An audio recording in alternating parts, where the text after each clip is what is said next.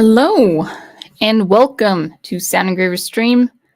It's Sunday, it's the weekend, and I hope you guys have been doing very good this weekend. I'm going to go ahead and take this banner off. That was my track Sun-Kissed from my album Sun-Kissed.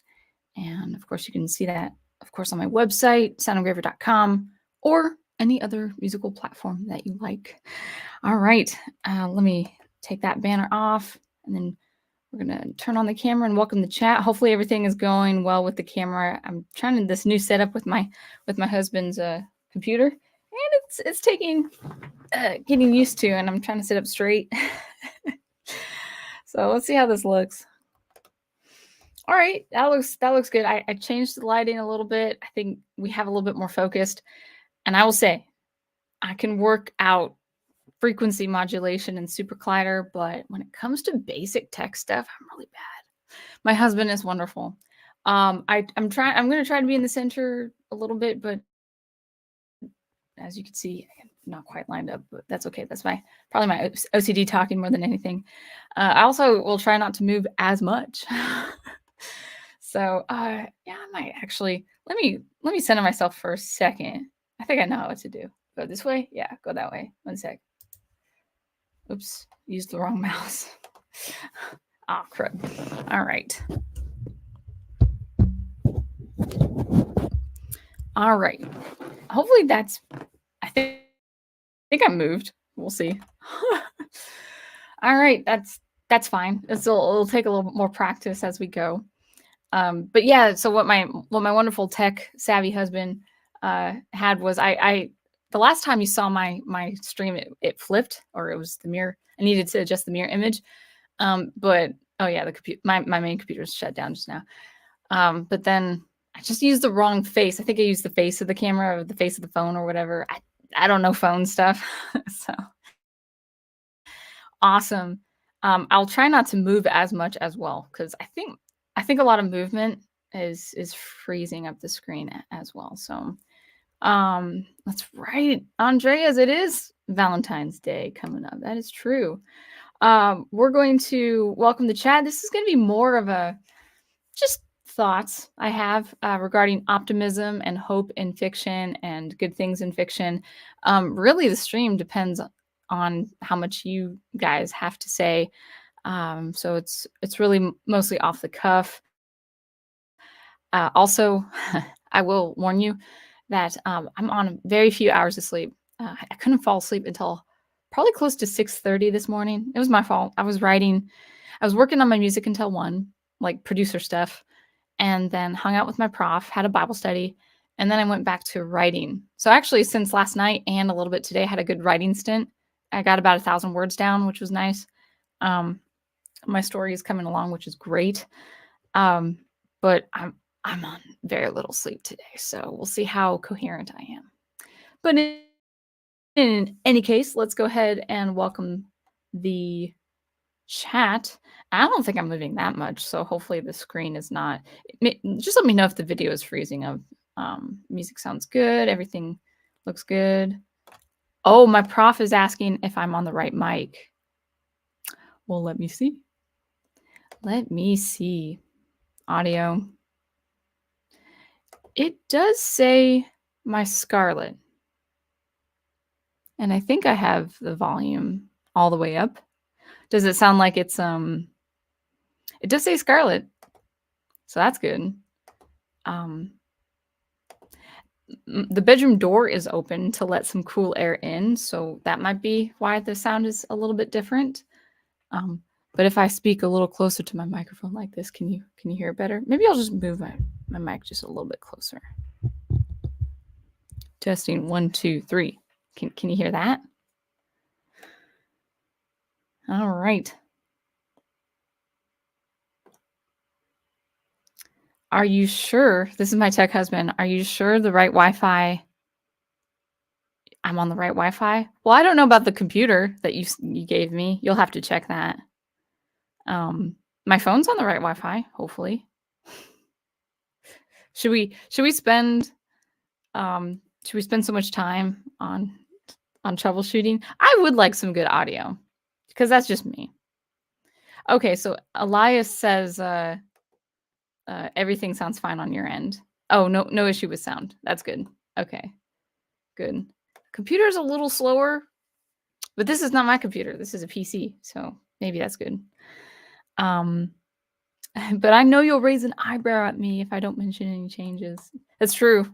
That's true. I'll listen to the replay and be disappointed. I'm like, why didn't you say anything? All right, good. Just a touch different. Yeah, okay, so it is the open door. Okay. Well, I'll try to speak a little bit more closely into my microphone. I'm going to just check if the volume is all the way up. 1 second. I think it is, but then we'll get into the chat, I promise. Yeah. So it looks like my microphone is on full gain, so sounds okay, but can't help but see you are off center. I know. I think that's just how I set up my camera. So, but then if I go to the center, I'm away from my mic. So maybe I'll just, yeah, there we go. It'll get better as we go. Yeah. So anyway, yeah, not Elias. I think it's Andreas that says it's too much orange. Believe it or not, this shirt is a red shirt. But I have a different kind of lighting right now, so I think it's coming off a little more orange. And then the room is kind of a very light coffee color anyway, so it's probably gonna be really warm looking, which is probably why I have the open door as well. Because I'm a little warm right now. But anyway, if nothing else, we'll just go ahead and look at the chat, and we'll continue, and then I'll just talk about some optimism, some observation in fiction and all that, and then we're just going to discuss and have a nice time. So Nathaniel is in. Ghost Team Ghost Planet is also in. So I mentioned putting up Stargate, so SG1 as my thumbnail, and there's a reason for that. It goes with the theme of my topic of conversation today, and that is optimism in fiction. Even when things are very dark or bleak or the stakes are really high, SG1 is just one of those things that is full of heart, full of hope, full of compassion, full of confidence, and it's just a very feel-good show. Now, I've only watched right up to the last 2 episodes of season 5, so no spoilers if you guys know what goes beyond season 5. And I'll try not to any SG1 comments. I might have to like not even really look at it, because we're watching the last 2 episodes of season 5 today, and then we'll continue with season 6. All right. Now, just one more clarification. Is my video freezing at all? Because I think oh, it does say my Wi-Fi is a little off. All right. We'll put this up though. This is safe enough. Wait, not Brian. Gigawatt, my channel member says Stargate SG1 was a great show. I will say it is a great show, even though it's not being run. It's not, there's no current SG1 right now. All right. All right, so let's see. All right, Brian Gilmartin says we could stand to see more optimism in fiction. It is true. Final Fantasy is in. Welcome. Good to see you. Big Al, our friend, is in the house. Welcome to the stream, Big Al. Hopefully you are doing well today. We've got Andres Hernandez, or Hernandez. I gotta say your last name correct. And then we have I'm glad the video looks great. That's good. I thought I saw some Elias Jones. We've got Adega Outlaw. Good to see you too. All right. Nine Breaker. Nice to see you as well. Gigawatt, of course, channel member. Amy L. And that is it so far as I can see the chat, or maybe new comments. It's so hard to it's not hard, but it's different to use a different computer. There we go. And stunning and brave Megatron with, of course, my favorite new avatar. Everything looks great. Good. Okay. So awesome. Well, thanks for coming. Let's talk about optimism. Let's talk about hope and and feeling good, feeling good, just in general, feeling good with fiction. Or art in general, actually, it doesn't have to be exclusive to fiction and stories in general. I mean, we could talk about music, we can talk about just art pieces, things that are uplifting. But as it is usual with the chat, those who come into my streams every Sunday, we do talk about stories. We talk about heroic stories. Of course, I'm married to the king of archetypes, the king of heroic archetypes, and that is Professor Geek. And so, it is a theme where I am a lot more in favor of optimism and hope than cynicism and, of course, nihilism and stuff like that. So that's going to be the bent, shall we say, where I lean towards as far as my preferences in art and all of that. But I wanted to, especially for, you artists out there, to think about in your art, how much of your story could be impacting readers for the better or for the worse. And it's just something I just realized my water's in the other kitchen, or the one kitchen. Let me go grab it because I'm thirsty too. One second, guys. I poured a cup of water. I just didn't bring it in.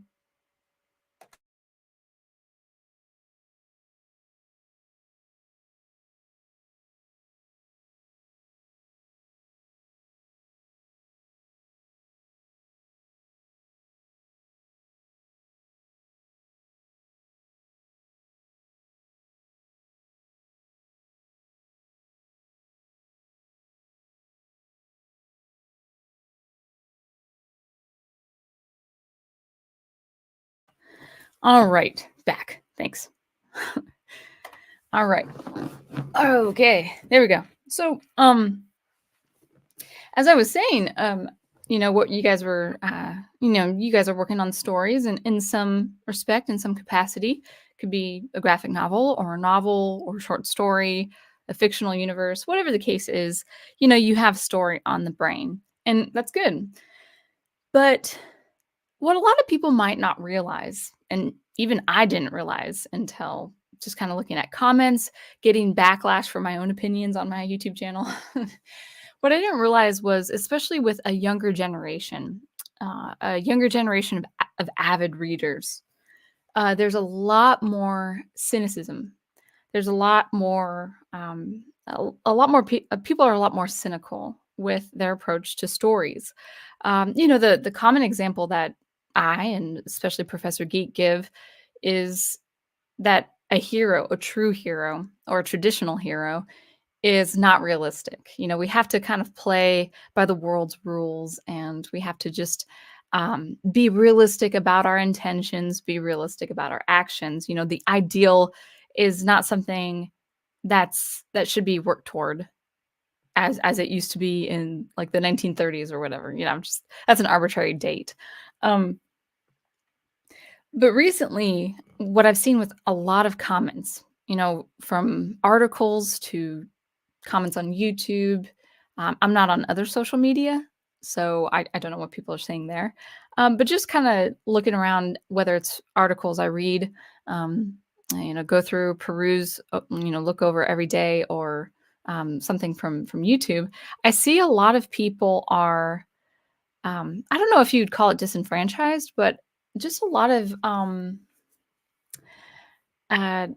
I would say, to use the word strongly, I would say disdain. There is disdain. People despise the idea of being a very good person, or having, at the very least, maybe not just a good person for a protagonist in a story, just at the very least having goodness in art. The idea of goodness in art, something that is supposed to uplift you, something that is supposed to edify you or boost your mood, or just anything that uplifts your spirit as a human being. A lot of people, I've noticed, really despise that. And they would go so far as to use a method of reduction, even when I'm very strong about my opinion about having, calling a good person, and if they do a bad thing or if they continue on a trajectory of doing bad things, they're not a good person anymore. And a lot of people scoff at me for that notion, saying, well, you know what? It's not Care Bears. That's actually I'm not making that up. That was a comment directed at me with one of my opinions on something. This isn't Care Bears. You're talking about a dystopian world. You're, in a dystopian world in sci-fi, of course everyone is going to be vengeful and kill people. So, what you have as far as your expectations is not realistic. This isn't Care Bears. This isn't My Little Pony. So that they've actually, that's a very interesting example. I'm like, did they watch Care Bears or something like that? Do they watch My Little Pony? but the point is, like, it's this very uh they want to strip your expectations of goodness to a very very much of a toddler's perspective. Like, it's only realistic if you're 4 or even 3 years old to see so much goodness. Like, only the toddlers or even the infants are innocent of that. But when you, especially like maybe coming of age, especially coming of age, you should have more of a cynical worldview. Why? Because that's realistic. But in some ways, I would say in a lot of ways, it's not realistic, because no matter how bad things are in the world, you have comedy, you have levity, you have charity, you have organizations that donate to the poor. There are churches all over the world giving aid to people that impoverished communities. And so it's not really realistic to think, well, the world is bad all over the map. Like, and so therefore everyone should just act in a kind of a mediocre, fend for yourself kind of way. There doesn't need to be heroism. There doesn't even need to be goodness. There doesn't need to be beauty. Beauty is subjective. We hear that all the time. And so I wanted to mention that. That was my observations, either directed at me or just seeing it, not even on my own channel, but seeing in other channels, people who really defend the idea of traditional heroism, and then people kind of coming in and saying, well, you know what, um, a hero. I even saw this in on another person's channel. I think it was RJ from the Fourth Age. Some comment was, if a person saves another person's life, they're a hero, even if they're a punk, even if they do bad things in their lives. As long as they save other lives, they're a hero. And it's like, well, no, pursuing virtue, that's the, Plato, Aristotle, philosophy, like pursuing virtue to maintain civilization. That's more along the lines, the impetus of the traditional heroism that we value so much. And so going back into placing optimism in art, well, I bring up this, younger generation. I don't want to say younger generation. I think cynicism is also spelled out by people who are my age and older than me too. So I don't want to say it's exclusively a young generational thing, but I would say because of that, people really do favor the gritty, the dark, the grim dark, the nihilistic, the ultra violent. And again, there will always be media, there will always be stories with that kind of darkness, but at the same time, you can't just have it so gratuitously. You have to have some element, some I would say reprieve of hope, reprieve of goodness. Like in the really grim, dark, dystopian world, there should be one person, like at least one person, who has a very innocent, a very pure perspective on things. And if it isn't, if that's not the case in the story, that's one thing. But again, the author should be very clear, saying these are people who have been stripped of all hope. They're impoverished. They don't see any goodness in the world. I mean, I feel like the writer is responsible for saying as much, saying these people have this woe is me perspective, like all across the cast of characters or all across the geography or culture of the world. So I'm kind of going on a rant a little bit, a little stream of consciousness there. But so where does optimism come in? Well, obviously, optimism will combat the nihilism. It will combat the cynicism. I'm not saying your stories should not have dark things. For instance, SG1, there are a lot of dark forces at work with SG1, with Stargate, the show.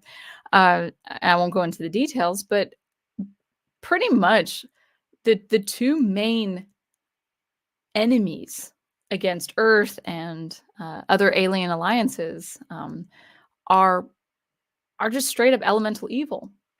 There's a parasitical evil that is elemental, with the Goa'uld, and then there's a mechanical evil with the replicators that feed off of machinery and pretty much wipe out planets. That's we don't see that. At least I don't see that yet. Before, you know, so far Earth is good from what I can see. No spoilers. But Stargate has a lot of dark forces at work, but it's still, especially with the Epic Four, especially with SG1, the team SG1, and General Hammond, and Braytak, also, oh my goodness, Dr. Fraser, the wonderful Dr. Fraser. I mean, there are good people who are always fighting for the just to defend what is good, to defend Earth, in spite of all the hostilities outside Earth, and then also within. There's a lot of hostilities within Earth, with different foreign relationships, even disagreements in the chain of command, and all of that. But SG1, in spite of the odds, in spite of the high stakes, in spite of the really dark forces at work that are really, really evil, they want to take over human beings, in spite of all that, it's a very uplifting show. There are some very heavy episodes. Some shows end some episodes end in a very heavy way, in a sad way, a way that can make me tear up sometimes. But yeah, exactly. Let me put this in. Chicken, I just saw your comment. Hammond of Texas. Braytek is awesome. He's so cool. But anyway, where was I going with that? Some episodes end very, very with a heavy heart, and that's what it's supposed to be. But the point is, it has heart. And when you have something, whether a TV show or a miniseries that is a graphic novel, if you have something that is perpetually cynical, perpetually dark on both sides, both the enemies and then the protagonists you're kind of seeing along or working alongside with, or rooting for, per se. If there is perpetual cynicism, then what's going to happen is the viewer or the reader is going to feel vacant, like that hollow inside, like your mind isn't filled, your heart isn't filled. And so, yeah, I'm not dissuading you from having a very dark setting. I mentioned before, I have a thriller, a sci-fi thriller I need to finish this year. Gotta finish it. It's very dark. It's gonna be probably the darkest thing, at least I know right now. It's gonna be the darkest thing I have ever written. But there's one little spot that fills the human soul, that fills that void that we humans have, human beings have, in pursuit of the good. So optimism in art and in fiction, I think, just needs to continue. We need to, I've always said this about my channel, but art uplifts people. Art has a message to say, the function of art, it can break convention. I'm not saying it can't. It can be experimental, but overall, there needs to be some push toward the human experience and what that can do, how that can fulfill the human person. So that's basically what I'm going to say. And then, if you wanted to say anything, I see you guys have some great comments I would like to read. Let's see. All right.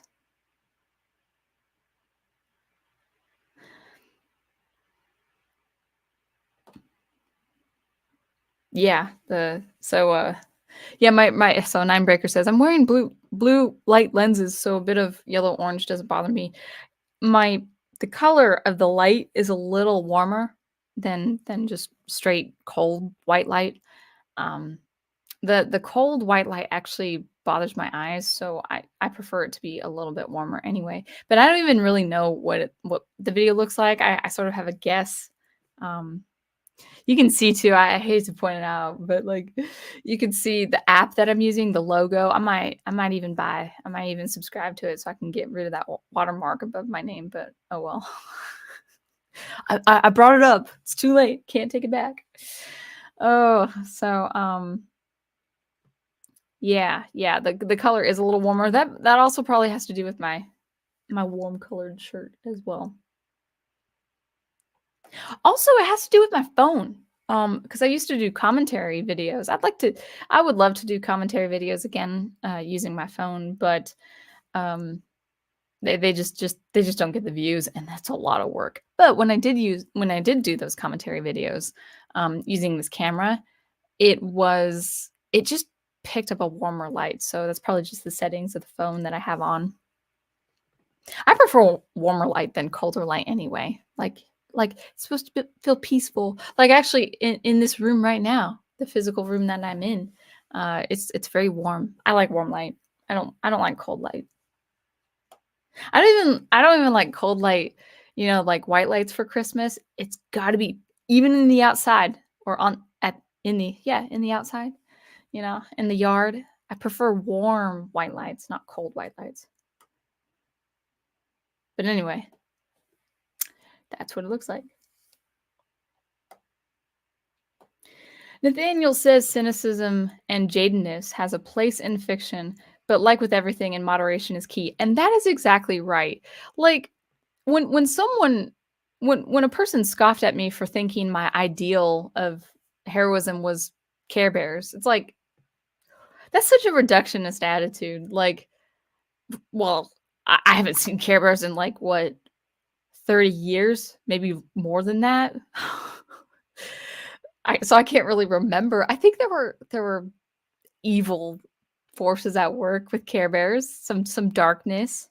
The Care Bears had a fight against the like dark cloud overshadowing the city or whatever, and like people being all mean to each other. That's what I remember. But again, like the comment was such a reductionist comment because they probably thought, it's my understanding, I could be wrong, but it's my speculation that they probably thought I was uh saying heroism needs to be this with no darkness. I mean, that's just simply silly to think. I mean, again, my favorite genre is science fiction, and so um, it's uh, it's very dark. It's very grim. In fact, sometimes I have to kind of pace myself reading science fiction because there's just a lot. Like I would prefer more dark. Like proportionally speaking, between light versus dark, there's more dark in science fiction than there is light. That's why I love SG1 because there's a really healthy balance. There's a really healthy balance. And I really take that. Like I would like I'm inspired to do the same with my own science fiction. Like there's going to be darkness. There's going to be in some respects grim. It's going to be very grim, just depending on how things are. Even if it's not part of the story that you're reading or the story that I'm writing, in that universe there will be history. Now, obviously, with a fictional universe, you have a history with different worlds and stuff. And maybe you're not experiencing as a reader some very dark things that happen on another planet, for instance, but still happened, you know? So, yeah.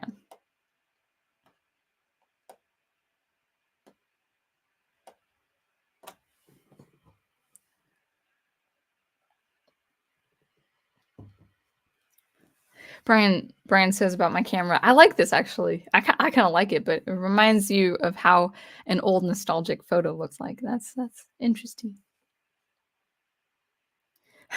Elias says, "Be in the world, but not of the world." Someone probably. Yeah, that's kind of familiar.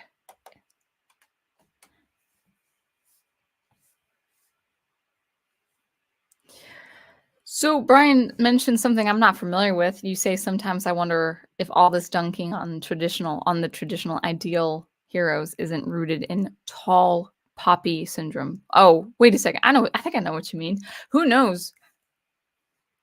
I have not enough knowledge to make such a speculation, but I mean what I know though, and I've said this hundreds of times on my stream, um, what I understand is, um, you might if you guys watch The Fourth Age, he's absolutely right about, where critical theory came from. And critical theory has been a method, to criticize, to reduce, to strip, to deconstruct. I mean, this did not start with the entertainment industry. Like people, I hope, do realize that by now. But critical theory and the art of criticism, if you will, which is it's not an art form. It's just it's a way to strip the integrity or an essence of a thing, purely academic. And this happened for decades, decades and decades. Like from coming out of World War II, maybe even before. I can't remember the history of Darmstadt. Wait, Darmstadt? No, Frankfurt School. I don't know why I think of Darmstadt. That was a famous school artist in residence pursuit. Like if you're a composer, to be a music composer in residence at Darmstadt was a high honor in the academic setting. So I always think of Darmstadt, but no, Frankfurt School. I don't know when that originated, but that's when it really started. So critical theory, when people start criticizing you or your art or different pieces of art for silly stuff, like I don't know how Aristocats fell under heavy criticism from Disney. I guess Disney had a disclaimer for Aristocats. The only thing I could think of is that the cat musicians had African American voices. That's the only thing. Oh, and not even all the cat musicians, like only the main cat, the trumpet player. Whoa. Imagine a black musician in like 1930s being so good at the trumpet.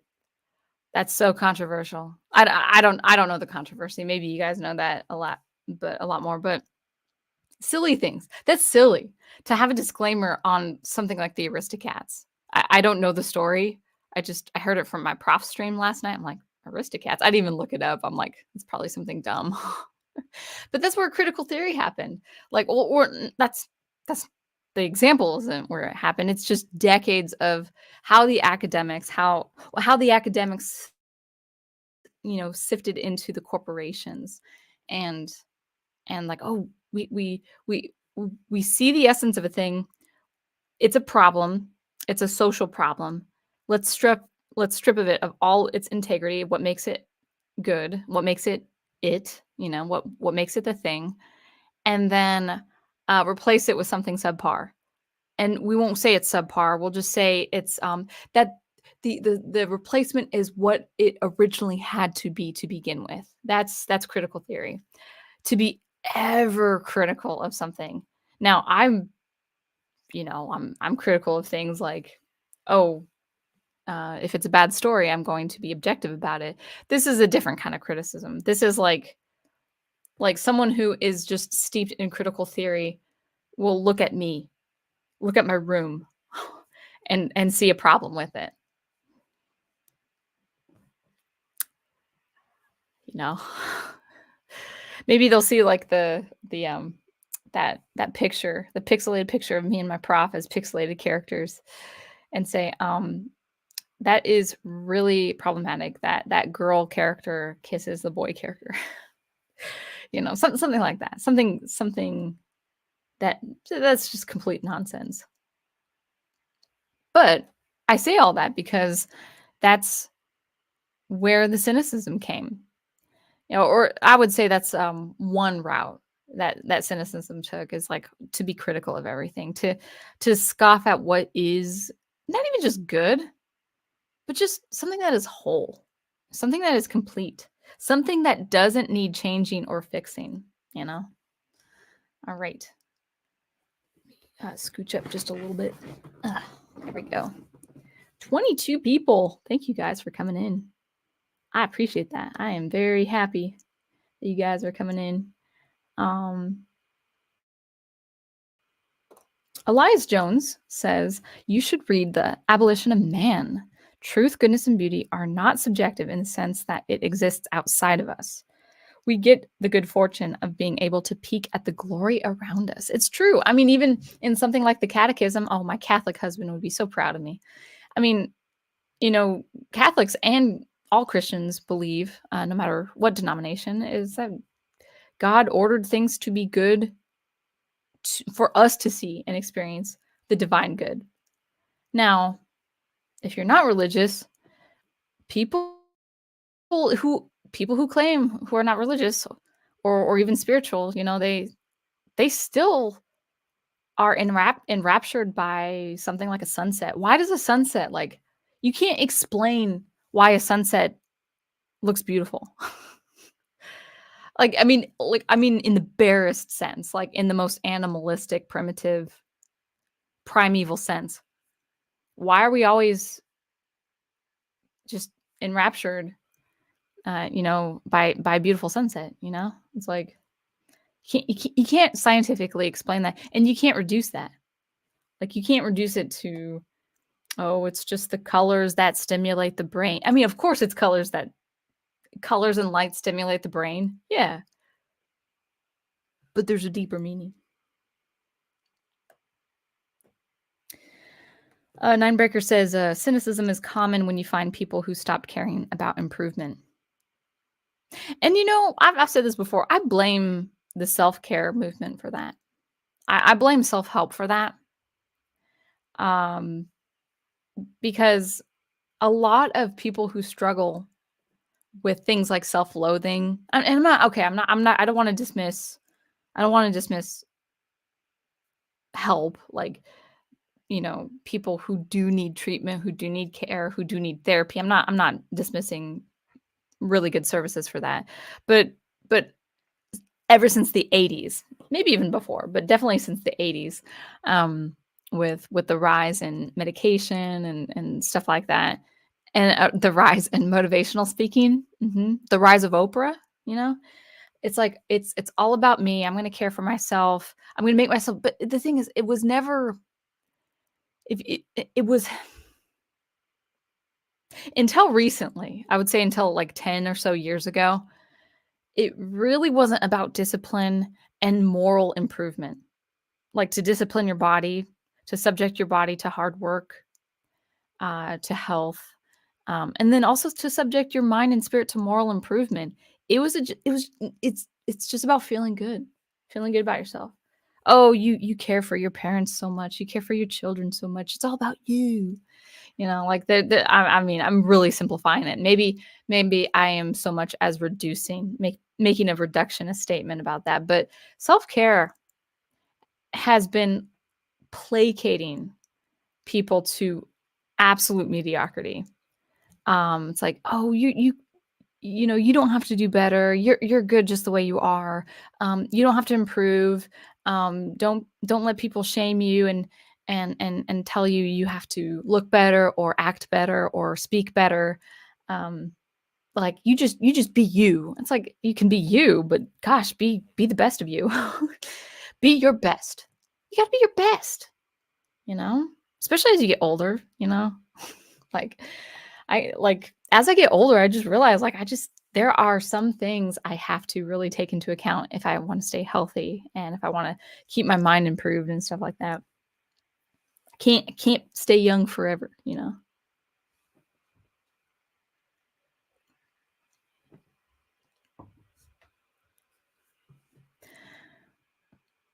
Brian Gilmartin says, being realistic doesn't mean Abandoning all optimism. Exactly. Exactly.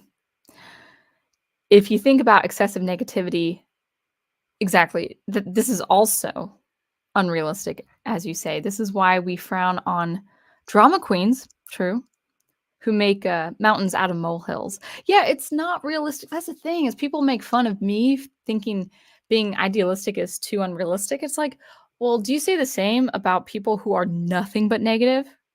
Come on. It's like you're probably n- making such an argument against me because you have no problem with negativity. You have a problem with positivity. You have a problem with what is good. And I wanted to say something too, and it's a little, I want to say theological, but it's a little religious. So bear with me. I'm just trying to make a point. um, I was kind of thinking about it. Just I'm not Catholic, but I am reading through the Catechism and stuff like that, and it was mentioning just kind of, the Christian faith is a lot about it's pretty much one of the pinpoints of one of the points, I should say, about Christianity is understanding and having faith in something like the mysteries of God. And it's a lot to say, so I won't say as much, but a lot of commentary that I've heard from different Catholics and also Christians is, people have a problem with God or the divine good, however you put it, because they don't understand him. They want to understand God and then therefore approve of him once they understand him. So when something happens and they don't understand it, it's easy to blame God, even if they don't believe in God, because they don't understand how something bad can happen with an all-powerful, all-good being, as Christians believe. But Christians, the deeper you go in your faith, there's an acceptance of not understanding God all the way. There's like once you accept that you cannot on this side of heaven, that you cannot understand God completely, you have an acceptance in your faith. There's almost a peace about it. Like, okay, I can't comprehend all of God, all of his goodness, all of his attributes. I don't understand him all the way in terms of holiness, all that. So what's my point about this? Well, I kind of think it's the same way when people, like, even with a character like Superman or even a character like Batman, for goodness sake. Like when people don't like aspirational Batman because they don't understand him. They're like, Batman wouldn't do that in real life. It's like, why? It's like, because it's not realistic. I'm like, are you saying it's not realistic because you can't comprehend Batman and the aspects of Batman or Superman? Are you just saying you can't comprehend someone being inherently good in the dark circumstances? Because I totally can see, even in a fictional way, I totally can see Batman being in the dark city, the dark slums of Gotham, taking out bad guys, not killing them, taking them out, putting them, giving them to the police, and still being inherently good. Even when everything bad is happening around him, and even when villains undermined him and who he is. Like, I actually see that as a realistic thing because I can comprehend it. Because I spend time comprehending those things, not just as a Christian, just as a reader, especially with my husband understanding the archetypes just a little bit better. I can understand that. But when people say, well, it's not realistic, I'm like, it can be realistic. It's like, well, he needs to kill because he's letting all the evil guys loose in asylum. And it's like, well, hold on. If you're going to give Batman full responsibility, that's not quite fair because you also need to give the Gotham police responsibility. You need to give the people in the asylum the responsibility. He always helps commit the villains, the major villains, the super villains into the Arkham Asylum. Why aren't you blaming the police? Why aren't you blaming the asylum caretaker keepers? Whatever. So anyway, I say all that because it's like, some Christians will really wrestle with their faith, saying, "Why did God let this happen?" or something like that, and they can't understand God. And it's like, you know what? There will be things I can't understand in this life that I think, as a Christian, for me, will be revealed in heaven, and I'm okay with that. And so when people can't understand even in fiction, the divine good that is aspirational Batman in Gotham City, they say it's unrealistic. It's like, well, that's not realistic. That wouldn't happen in real life. I'm like, well, first of all, it's fiction. And second of all, it's like, this is easy to digest. This is easy to understand. That if you're perpetually negative, you can't understand it. You can't understand. I mean, even the easy way out. I think a lot of people want Batman to kill because it's the easy way out. And I know that sounds strong. It's like, what? Killing's the easy way out? I'm not saying that, even though probably a lot of writers of Batman who don't do Batman justice, they would probably say that. But I mean, I never saw the film, but I know Zack Snyder did that with Superman. It's like, well, he had to snap his neck. Like, why? Like, out of everything that's like, for the little I know about Superman, I know he could have done a plethora of things that would imprison Zod or whoever, whatever, and the family would be. Oh my gosh! I mean, I'm thinking of scenarios right now. It's like he had to snap his neck. He had to kill him, or the family would be killed, or whatever. It's like there's so many ways, so many ways. As Batman says, there's always a way out. Those first, especially those first two Gotham games or Arkham games, it was Prof just put in the title which one you play every night or every Christmas before Christmas. And I've seen it twice now. I've seen that game twice. And it's dark the whole freaking time. You are in darkness. The city is dark. It's always night. It's always cloudy. It's always snowy. It's so grim. And I always feel uplifted after seeing that game. I think the two games that were written by Paul Dini, I'm like, anyway, let's continue.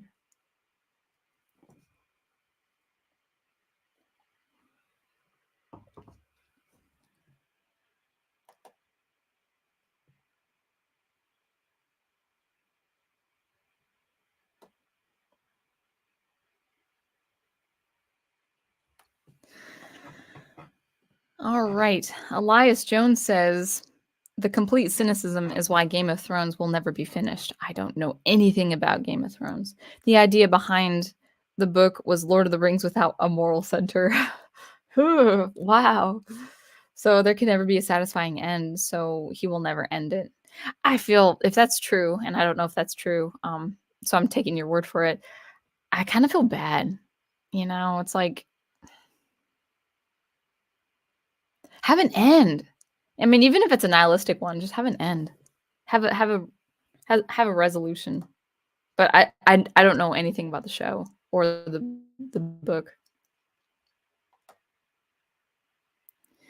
Andreas Hernandez says, being cynical and nihilistic can bite you back when you become more miserable and unhappy because you don't try to seek or find happiness.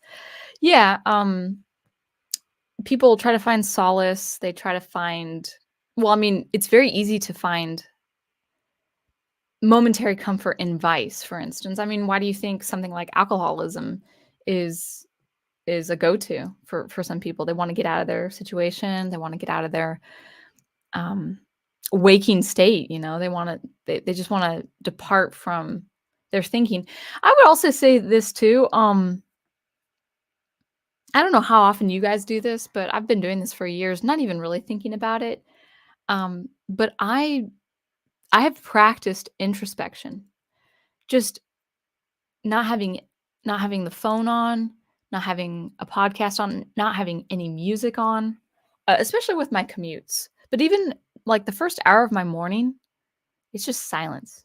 Like I think the most noise I would ever have, like the first hour of my day, is a fan, like an overhead fan over a stove or in my room on low, like not even on a highly powered setting, because that's when I go to sleep. I have to have the box fan on high. But when I wake up, I don't turn it completely off, but I turn it to low, a low setting, and then I'm in my thoughts. I'm in my meditation, reading scriptures, singing a hymn maybe. But then after that, after I pray, sometimes I'm just making breakfast with nothing on. And especially with my commute to work. My commute back, it's kinda hard because it's just dark. I drive through the countryside, and I need some audio book story. I need something to keep my eyes just kinda centered on the road. It's kinda no city lights, there's just nothing to look at besides the headlights and the road in front of me. But when it's daytime, I go to work with nothing on. Now some people are like, "No, I have to have music." But I would say just have a little bit more introspection in your day, because introspection really confronts it really has you confront how you think, your thoughts. Like, it really has you confront, like, "Okay, this isn't a good mindset to be in. I'm being petty today. I'm being jealous today. I'm being worried today. I'm being anxious today." Um, and then you start replacing all of those things with an edifying thing. It could be a good show, it could be a good story you're reading, it could be a story you're writing, like something that really, um, makes you happy, you know, something that makes you feel good. I think a lot of people just tune their thoughts out. They have it on autopilot as they're constantly getting some feedback from a radio, podcast, loud music. By the way, Prof, I'm not talking about you. I love your loud music. You have excellent taste. Um, but yeah, just even like walking around outside, just kind of just not putting any earbuds in, just kind of thinking, just just hearing yourself think. What are you saying? Do you know what you're saying? Do you know what you're thinking? I know. Introspection is really important if for mental wellness. Um, and I think a lot of people want to tune their thoughts out because they don't want to know what they are thinking. It's really sad. They don't want to go inward. I think going inward daily is very important. I don't mean yoga even. I just mean being aware of how you're thinking. So that's always important.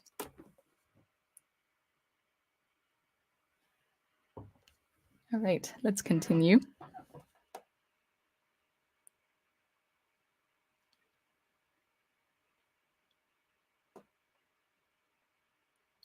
Oh, so Ninebreaker says this must be the Aristocats. There was also a Siamese cat saying stereotypical Chinese things. I can't even remember. Um, I think you put in a previous example that I maybe StreamYard is not picking up. Yeah, yeah, I can imagine. I haven't seen the movie in wow, probably a good couple of decades. Um,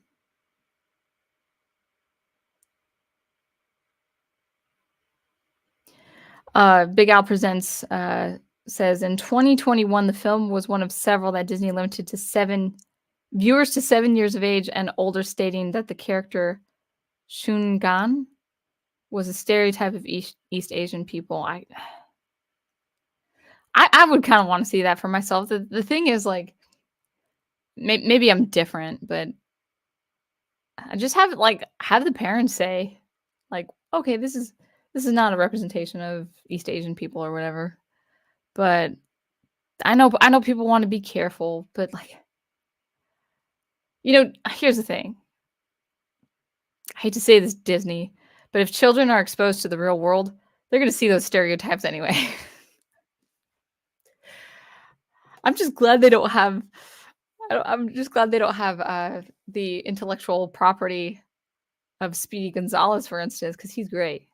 Don't mess with Speedy Gonzalez.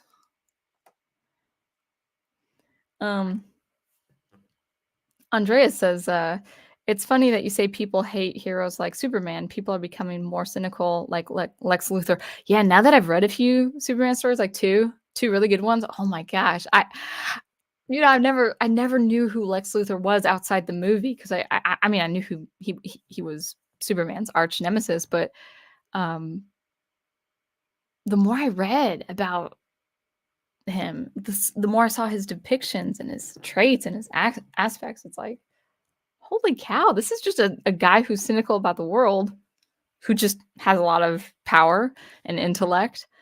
Um, So you're saying people are becoming more cynical, like Lex Luthor, because they don't like a person who is good. I think so. It's a very strange phenomena. I would say that people are very reactive against a good person if they're perpetually cynical.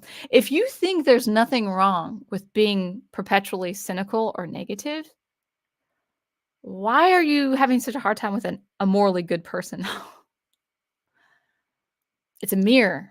See, it's like you're look like that person is looking at his or herself, him or herself at a mirror. Like if there's someone who is just a good person, it's like I'm mad at them because I know I need to be like them. But they bury it, they repress it. And then it gets worse and worse.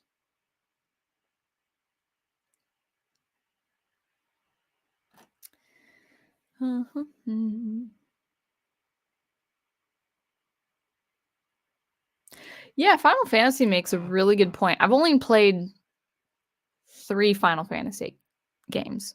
You say they handle it with a similar message, whether or not a Final Fantasy game is bleak, and it usually is, because usually the main bad guy is a total nihilistic godlike being. So you say the overarching the overarching message of every Final Fantasy is hope over nihilism. Yeah. Yeah. And it could get really dark. Yeah, Final Fantasy can get really dark, but I love playing those games. I need to get back to I might go back to the retro box and not play 1. I might go back to 2. We'll see.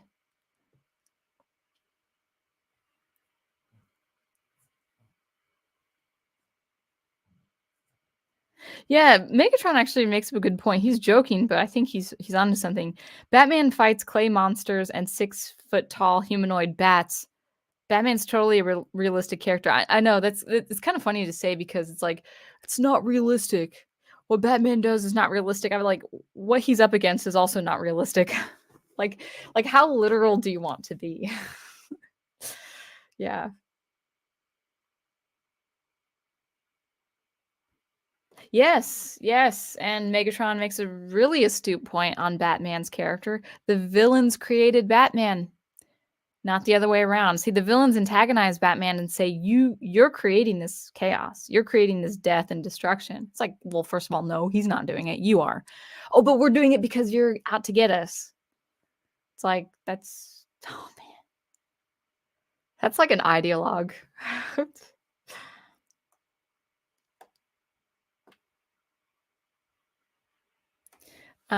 Andrea says, "Say what you want, but about Robin, but the reason why I like the dynamic duo is because Batman and Robin together balance hope and justice." Yeah, I think Robin, at least with what I've seen with Dick Grayson, is he has that he has that optimism, that boyish optimism that Batman needs. Now that Batman is completely mature in age and really he's the age of a father figure, he needs that. Like he has his own father figure in Alfred, but he needs that young optimism complemented by Dick Grayson. And it's not that he would despair if Dick Grayson wasn't in the picture, but he just needs that balance in his life too. I love that.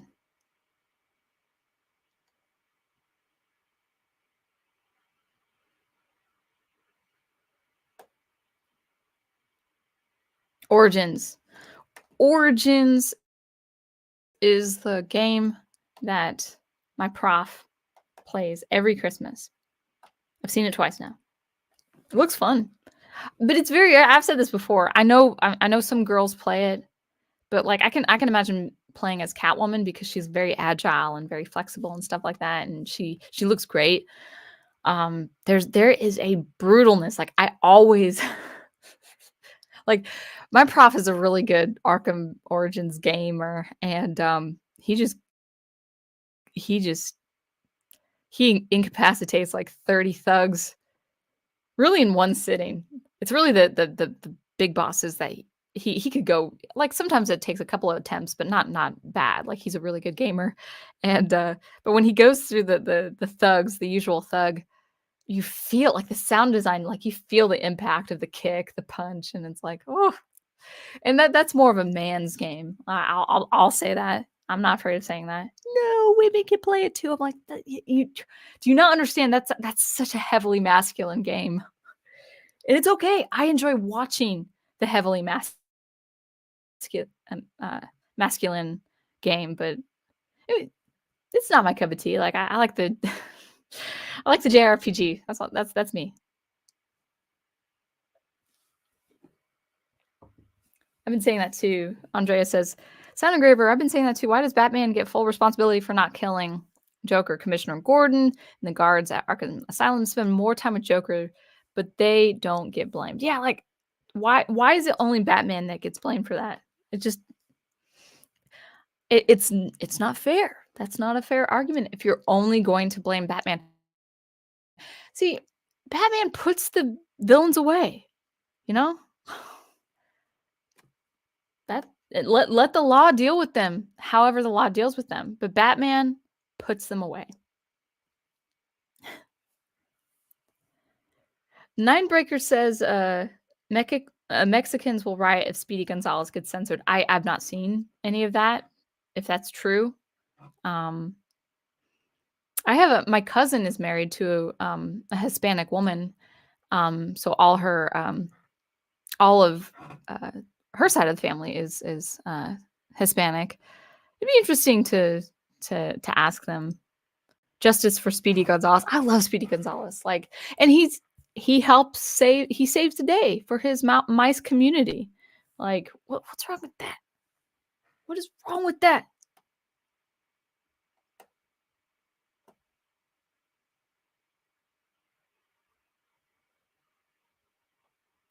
Private Eye, welcome. You say there is more realism in an Uncle Scrooge comic book. I don't know.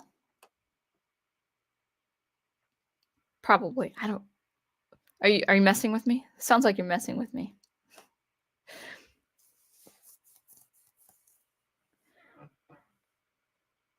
Ninebreaker is quoting the Batman animated series. I used to believe Batman was responsible for you people, but now I see nearly everyone here would have ended up exactly the same, Batman or not. That's another point. Yeah, and in many episodes that has been claimed in the writing, where it's like even if Batman were gone, they would still do their horrendous things, their heinous crimes. I mean, like, for instance, like, there's an episode where they all think because someone accidentally kills Batman, even though, of course, Batman lives, obviously. It's first of all, it's a children's cartoon, and second of all, Batman always lives. Um, but a guy thinks he accidentally killed Batman, and then everyone thinks he's killed Batman, and then Joker's really mad about it, and then he he's gonna kill the guy. Um, of course, Batman saves the guy. But okay, so Joker he would miss Batman. He wouldn't be the same without Batman, but he would still like the absence of Batman is not gonna stop the Joker from being the Joker. Yes, there is a beautiful poetic element about like the Joker is who he is because of Batman, but would he miraculously be, not do his crime? Would he do his time? Would he even do good if Batman was absent? And the answer is no. No, he would still be Joker. Even though Batman has reason to hope for every character. Let's continue. Oh, Samuel Proctor, welcome. Good to see you. Have you seen the Batman animated series episode where the villains take him on? Oh, to trial. That's great. That's a great one. Oh, such good writing. Such good writing. That episode is very relevant to what you just said. Yeah, it's just so good. I love that one. Prof, have we seen the whole Batman animated series now? I think we finished it. Andrea says, Batman Origins is optimistic, right? Plays like a Christmas movie. I mean, I I feel personally uplifted. I've said this before.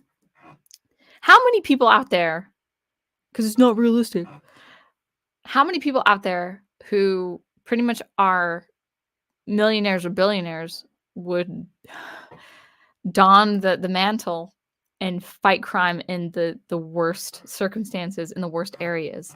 Not a lot. Like, people say, "Oh, Batman's a billionaire. He needs to be scorned for being his skin color and being uber wealthy." It's like, he could do the worst things because he's a billionaire. And I mean, even him being Bruce Wayne and donating to all sorts of charities is good enough. Like, that's good enough in my book.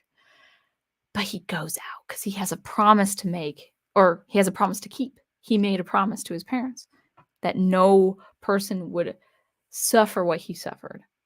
And he doesn't have to do that. Now, it'd be admirable if he wasn't a millionaire and he did that. That'd be just as good. But it just makes it a little sweeter, just a tiny bit sweeter, that he has all the luxury he could ever possibly want, and he could have all the vices in the world. He could go to all sorts of places, all sorts of parts of the world, get lost in reveries because of his tragedy. He can ignore Alfred, just let Alfred keep Wayne Manor, just forget it. Forget Gotham. Just away with you, Gotham. I don't need you. I could go to Japan, which he does. For a different reason. But he fights for the everyman. He fights for the person, I dare say little guy, but not, I mean, even not just the little guy. Like, he fights for everyone because he's Batman. Prof, yeah, Alyssa is a quarter Hispanic, but I don't know if she knows that. I don't think she would be offended.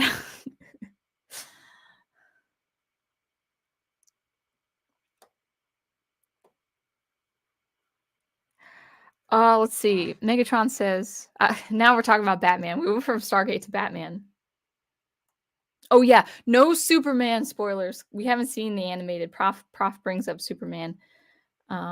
Oh, you say, what do you say? You say, that's kind of hard to see on that screen. You need to watch the first season of Superman before we can go back and watch the new adventures of Batman. Okay, that's right. We've been so immersed in Stargate, I sort of almost forgot about going back to the Superman animated series. Let's see. Always trying to help the Stonian Brave Megatron says Batman's always trying to help the villains too. Yeah, exactly. Like Harley's Holiday. Yeah, that was a good one. Episode where she tries to leave her life of crime, not successfully, but he always tries to help her.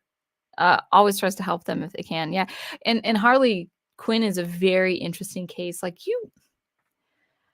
especially with the animated series, and maybe actually even with the games, like, you feel for Harley. Like, she's manipulated, she's mentally abused by a figure she believes is in love with her. I mean, that's, oh, dude, that's, I think especially a woman can relate to that. Like the bad guy, and believe the bad guy loves her back, but and like, she's just played.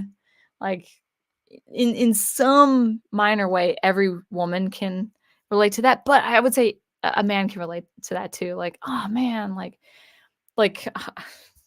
especially in romantic relationships, like, the manipulator person. Like, I'm gonna manipulate your feelings. I'm gonna do things and say things, even little things that I know you're gonna, like, squeal all over, but I'm just using you. And so we all have, like, we know Harley Quinn needs to stop it with her life of crime. We know she's insane, or she's got a clinical history, but dang, like, we all kind of also understand, like, poor Harley, even though, like, she gets really mental and psychotic, and you know she's pretty psychotic in the games, and I need to read more comics anyway. All right, I'm gonna scroll down here just a little bit. We're a little over the hour. Oh, Sub-Zero movie. Prof, did we watch that? Was that the longer one? Yeah, I think we did watch that with wait, not that one. This computer's very sensitive. Um, I always watched the Sub-Zero movie before I started season 4. I think we did that too. I think we did that. Still really hated how they ruined Mr. Freeze's story. Oh, I don't know. I'm not. I haven't watched that. So far, I haven't seen anything. Now we're talking about Batman, and I'm like, I feel like I've seen everything of Batman, and I apparently haven't. We did. Yes. All right. So, um, okay. So, anyway, that was fun. That was fun to talk about. Um, so that just kind of as a recap, that was optimism in fiction. I mean, it's like I guess you could always use Batman as an example. It's like, I mean, even in the context of the animated series, your imagination can take you into really dark places because there's a lot of insinuations. There's a lot of inferring something with a villain or something with a society, and of course, they have to limit that to a children's demographic or an age demographic. But especially as an adult, you're more mature, you can understand how things are. It can be very, very dark. But Batman itself, as a character, himself as a character, is just not dark. He's physically dark. I love one of my favorite things in the animated series is when he enters a room and it's just his silhouette with like the piercing white eyes. It's like, I love it. I just love it. Love it. Back to Stargate, says Nathaniel. Not quite yet. Well, I'm watching the seasons. I'm watching the episodes. The last 2 episodes of season 5. Yeah. Sometimes when the episodes end heavy, my prof has to ask if I'm doing okay. Sometimes I can take it, and then sometimes I'm like, oh man, that was really sad. But again, there's so much heart. So even if you going back to optimism, even if you write a very dark setting, dystopian even, where like the lack of humanity is there's got to be an element of something a human being can resonate with, like latch onto. And you know, especially with fictional characters, um, when you're dealing with people who are like, if you just have a cast of sociopathic characters and nothing else, conceptually it could be interesting, but it's not going to stick. Like the human being, no matter how cynical a viewer, is going to somewhat want something to latch onto. Okay, why is this? What can I hope for in this setting? Is there going to be an escape? Is there going to be a redemption of some kind? What am I going to? Why am I watching this? Why am I reading this? Is there hope? I've been reading a few short fictions by short stories by Gordon Dixon, and he's hit or miss for me. Like sometimes a few of his stories are pretty good. Most of his stories are poorly written, like as if he didn't have it. I don't think he had an editor. Some is like 2 stories actually were pretty good. He's not the best writer, but conceptually speaking, he's interesting. And there's in 3 of his stories, two of those 3 stories that I liked more or less. Well, I've really liked only 2 of his stories, but 3 I could get behind. 2 of those 3 stories are evil aliens dealing with the human spirit and how the human being will, counteract and fight back if there's something very loathsome that an alien race will do. Like no matter if it's even if it says they're like negotiations or territories, like conquering territories, or even like the human being, if an alien race that is evil crosses the line, there could be no negotiations. So he was messing with that idea, and but then another story that I thought was really good, the aliens, however alien they looked, I could sense as a reader, even in the insane perspective of the protagonist, the alien was trying to reach out to the man, the protagonist, and trying to communicate, even though they couldn't. And in the insanity, the the protagonist sees that the experimentation on his mind and on his scenario was not alien based, but human based, because there was an evil side of human beings where they were trying to experiment on other human beings to find out more about the alien race. That ended up, it was highly insinuated that the alien race was benevolent. But then human beings will go to drastic lengths, even at the cost of other human beings, to obtain knowledge. So there was a really good balance between. I've read probably a good 10 stories of his, and 2 or 3, I'm like, okay, yeah, yeah. Very interesting perspective. One story, the alien race was evil, and the humans were good. Another story, the humans were evil, and the alien race was at least perceived to be benevolent. So I found that fascinating. That's so. I just wish he was a better writer. Like some of his sentence structure is really bad. It's like a whole paragraph of just one sentence. It's like, oh my goodness, I can't read this. But pretty good for that.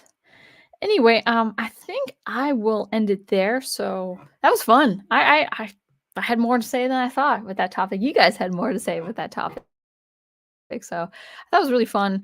Um, yeah, more commentary or more commentary on live streams, of the sort with this. Hopefully, I'll get a little bit more centered with the camera. Everything looks fine from my end. I'll see it on the replay. The door has been opened, so we'll hear how the sound sounds. I'll probably roll my eyes. I'm like, that sounds horrible. But I had to stay cool. It was really hot in this room. Anyway, that's it for me. I'm just gonna continue working on SuperCollider videos within the next week or so.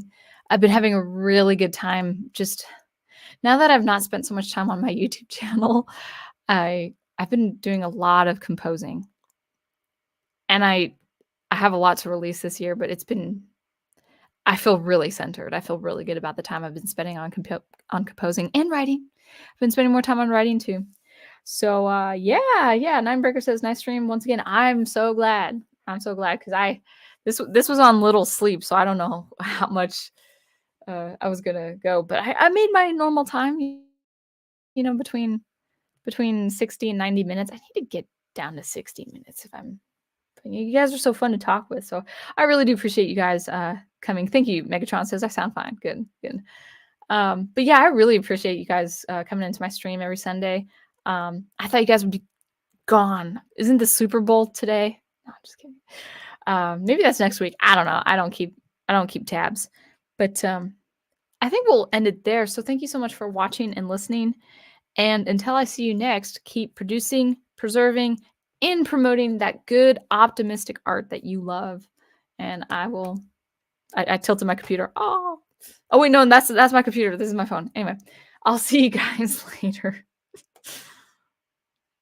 If the button will let me. There we go.